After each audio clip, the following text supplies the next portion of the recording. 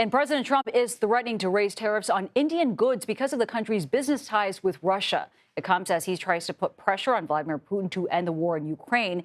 And here's what the president said on CNBC this morning. India has not been a good trading partner because they do a lot of business with us, but we don't do business with them. So we settled on 25%, but I think I'm going to raise that very substantially over the next 24 hours because they're buying Russian oil. They're fueling the war machine. And CBS News White House reporter Olivia Rinaldi joins us now. Olivia, thanks for being with us. You know, President Trump has really seemed to have a very good relationship with the Prime Minister of India. How is India responding to all this now? Well, India is calling these new threats unjustified and unreasonable. They say that they've been working with the White House on economic policy, and they don't see how they're buying of Russian oil, is really going to impact this. So President Trump says there's going to be a new tariff on Indian exports.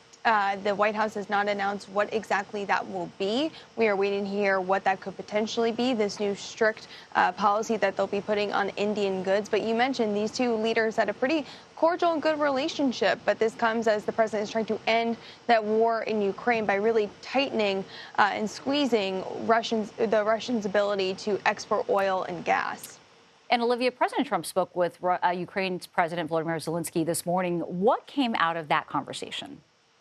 Well, we were able to confirm the call from the White House, but we heard a lot more of it from Ukrainian President Zelensky. He said that he spoke with the U.S. about coordinating positions in Ukraine, about how to deal with the Russians. They say they also talked about sanctions, and there was also a draft agreement on drone usage that the two countries talked about. This is, of course, from Zelensky's side. The White House did not confirm any of these details, but this comes as the president has said he wants to see an end to this war, and he gave Russia about a 10-day timeline to get some type of ceasefire deal to happen. We also know that Steve Witkoff, the special envoy to the Middle East, is in Moscow meeting with some of their leaders, and that meeting will happen tomorrow. So, Nancy, this could develop very quickly in the next 24 hours, some type of ceasefire resolution or conversation just between the two countries.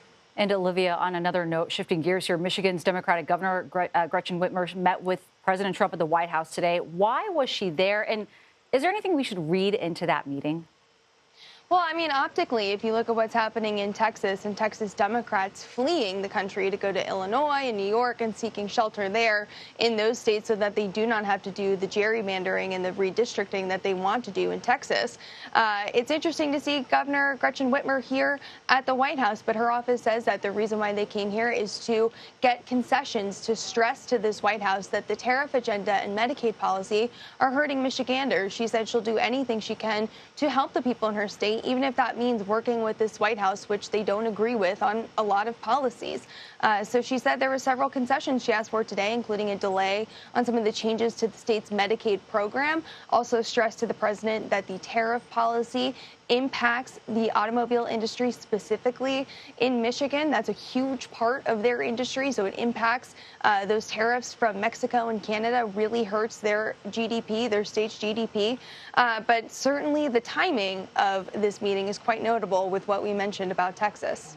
Olivia Rinaldi, always appreciate your insight. Thanks so much for being with us.